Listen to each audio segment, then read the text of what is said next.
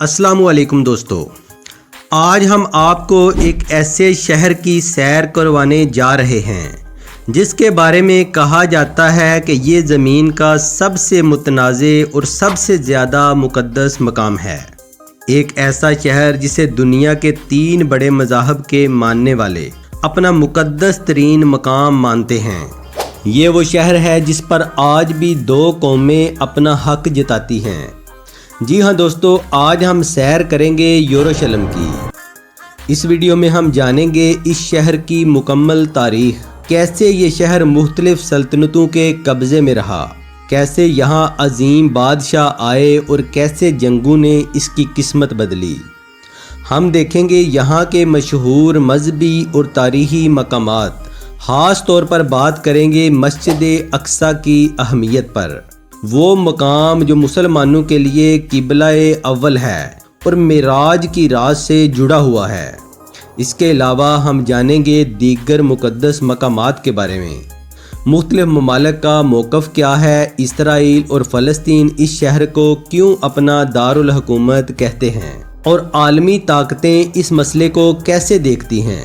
हम बात करेंगे यहाँ के लोगों के लाइफस्टाइल की, इनकी सकाफ़त, रवायात, रोज़मर्रा ज़िंदगी, बाज़ारों, खानों और इस शहर के रंगों की, और आखिर में आपको बताएंगे चंद ऐसे हैरानकुन हक़ाइक़ जो शायद आपने पहले कभी न सुने हों। तो दोस्तों, अगर आप तारीख़, मज़हब और आलमी सियासत को समझना चाहते हैं तो ये वीडियो आखिर तक ज़रूर देखें, और अगर आप हमारे चैनल पर नए हैं तो चैनल को सब्सक्राइब करें, वीडियो को लाइक करें और अपने दोस्तों के साथ लाजमी शेयर करें। यरूशलेम, ये शहर मशरक़े वुस्ता में वाक़ है। ये बहेराए रूम और बहेराए मुर्दार के दरमियान एक पहाड़ी इलाके में आबाद है। सतह समंदर से तकरीबन 750 मीटर ऊंचाई पर होने की वजह से यहाँ का मौसम निस्बतन मोतदल रहता है। शहर के इर्द गिर्द वादियाँ और कदीम रास्ते हैं जो इसे तारीख़ी तौर पर एक अहम गुज़रगाह बनाते रहे हैं। इसी जोग्राफियाई पोजीशन की वजह से ये कदीम ज़माने में तजारती काफ़िलों और फ़ौजी रास्तों का मरकज़ भी रहा। सियासी तौर पर यह दुनिया के सबसे हसास शहरों में शुमार होता है। इसराइल इसे अपना दारुल हुकूमत करार देता है, जबकि फ़लस्तीन भी मशरक़ी यरूशलेम को अपना मुस्तक़बिल का दारुल हुकूमत मानता है। यही वजह है कि ये शहर आज भी आलमी सियासत का अहम मौजू बना हुआ है और कई ममालिक इस मसले पर मुख्तलिफ मौक़िफ़ रखते हैं। यरूशलेम का रकबा तकरीबन 125 मुरबा किलोमीटर के करीब है। आबादी 10 लाख के लगभग है। यहाँ यहूदी, मुसलमान और ईसाई तीनों मज़ाहब के लोग रहते हैं। आबादी में यहूदियों की तादाद ज़्यादा है, जबकि मुसलमान और ईसाई भी बड़ी तादाद में मौजूद हैं। अगर आप दुनिया का नक्शा देखें तो ये शहर 3 बर्र-ए-आज़मों एशिया, अफ्रीका और यूरोप के संगम के करीब वाक़ है। यही महल वक़ू इसे सदियों से ताकतवर सल्तनतों के लिए अहम बनाता रहा है। मजहबी अहमियत, सियासी दावे और जोग्राफियाई पोजीशन, इन सब ने मिलकर यरूशलेम को दुनिया की सियासत का मरकज़ बना दिया है। यहाँ होने वाला हर फैसला आलमी सतह पर असर डालता है, इसीलिए ये शहर आज भी खबरों और आलमी बहस का हिस्सा रहता है। माहरीन के मुताबिक ये शहर हज़ारों साल पुराना है। इब्तदा में यहाँ किनानी कौम आबाद थी, जिन्होंने इसे एक मजबूत किलानुमा बस्ती के तौर पर बसाया। इस वक्त ये एक छोटा सा मगर अहम तजारती और दफाई मरकज़ था। पहाड़ी महल वक़ू की वजह से ये हमला आवरों से बचाव के लिए मौजू समझा जाता था। तकरीबन 3000 साल पहले हज़रत दाऊद अलैहिस्सलाम ने इस शहर को फ़तह करके इसे अपनी सल्तनत का दारुल हुकूमत बनाया। बाद में हज़रत सुलेमान अलैहिस्सलाम के दौर में यहाँ अज़ीमुश्शान इबादतगाह तमीर की गई, जिसने इस शहर की मजहबी अहमियत को और बढ़ा दिया।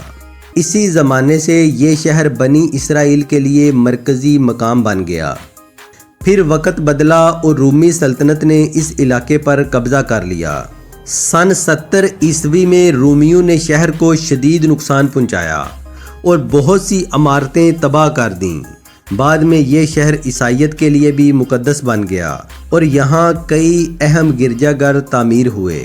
سن 638 عیسوی میں مسلمانوں کے دور خلافت میں یہ شہر پرامن طریقے سے فتح ہوا۔ حضرت عمر رضی اللہ تعالی عنہ خود یہاں تشریف لائے اور مقامی لوگوں کو امان دی۔ ان کا شہر میں داخلہ سادگی اور امن کی مثال سمجھا جاتا ہے، اور یہی واقعہ اسلامی تاریخ کا ایک روشن باب ہے۔ بعد میں یورپ سے آنے والی افواج نے صلیبی جنگوں کے دوران اس شہر پر قبضہ کیا۔ کئی دہائیوں تک خون ریز لڑائیاں جاری رہیں، یہاں تک کہ مسلمانوں نے دوبارہ کنٹرول حاصل کر لیا۔ ان جنگوں نے یروشلم کی تاریخ پر گہرے اثرات چھوڑے اور اسے ہمیشہ کے لیے عالمی توجہ کا مرکز بنا دیا۔ صلیبی جنگوں کے بعد 1187 عیسوی میں صلاح الدین ایوبی نے ختین کی جنگ میں کامیابی حاصل کی اور پھر یروشلم میں داخل ہوئے، لیکن حیران کن بات یہ ہے کہ انہوں نے شہر میں داخل ہو کر انتقام کے بجائے رواداری کا راستہ اپنایا۔ عام شہریوں کو امان دی گئی، عبادت گاہوں کی حفاظت کی گئی اور بہت سے لوگوں کو باعزت طور پر شہر چھوڑنے کی اجازت دی گئی۔ تاریخ میں ان کا یہ طرز عمل برداشت اور انصاف کی مثال کے طور پر یاد کیا جاتا ہے۔ 1517 میں یہ شہر عثمانی خلافت کے زیر اقتدار آ گیا۔ تقریباً 400 سال تک عثمانیوں نے یہاں حکومت کی۔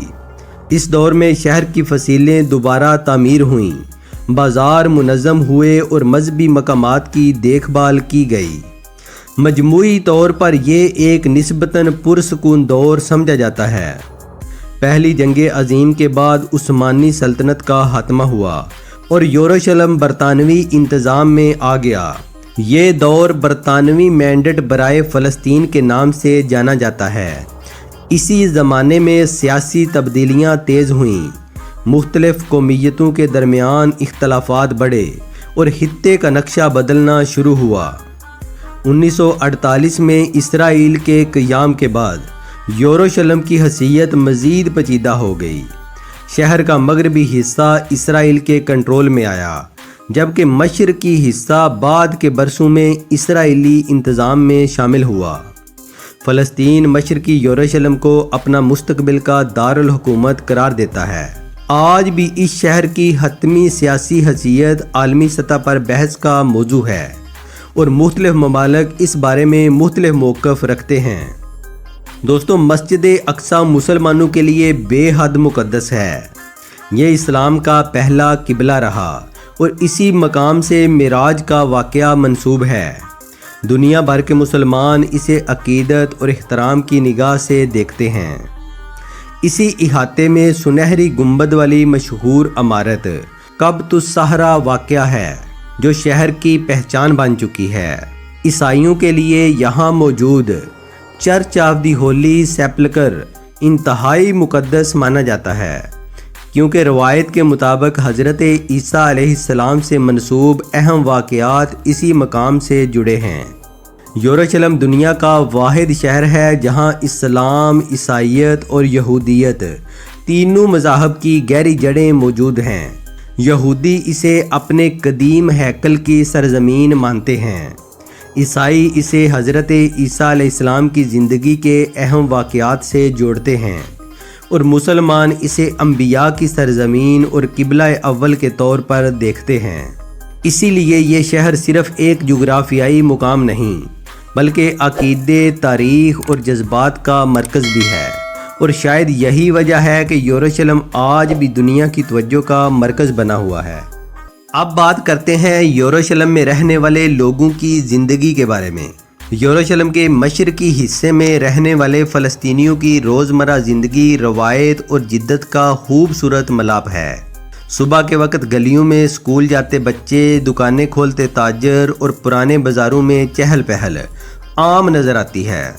خاص طور پر پرانا شہر اپنی تنگ گلیوں، پتھریلی سڑکوں اور روایتی دکانوں کی وجہ سے مشہور ہے۔ یہاں مصالحوں کی خوشبو، ہاتھ سے بنے ہوئے سوینئر اور روایتی کپڑوں کی دکانیں سیاحوں کو اپنی طرف کھینچتی ہیں۔ مشکلات کے باوجود لوگ محنت کرتے ہیں، کاروبار چلاتے ہیں اور اپنی ثقافت سے جڑے رہتے ہیں۔ فلسطینی ثقافت میں سادگی اور خاندانی نظام کو بہت اہمیت دی جاتی ہے۔ عربی یہاں کی بنیادی زبان ہے۔ روایتی لباس میں خواتین کڑھائی والا لمبا لباس پہنتی ہیں جسے یوب کہا جاتا ہے، جبکہ مرد عام طور پر سادہ لباس یا روایتی کوفیہ اسکارف استعمال کرتے ہیں۔ خاندان ایک مضبوط اکائی سمجھا جاتا ہے، بزرگوں کا احترام کیا جاتا ہے اور رشتہ دار ایک دوسرے کے قریب رہتے ہیں۔ روایتی فلسطینی شادی خوشیوں اور رنگوں سے بھرپور ہوتی ہے۔ شادی سے پہلے ڈھول کی تھاپ پر دبکے نامی روایتی رقص کیا جاتا ہے۔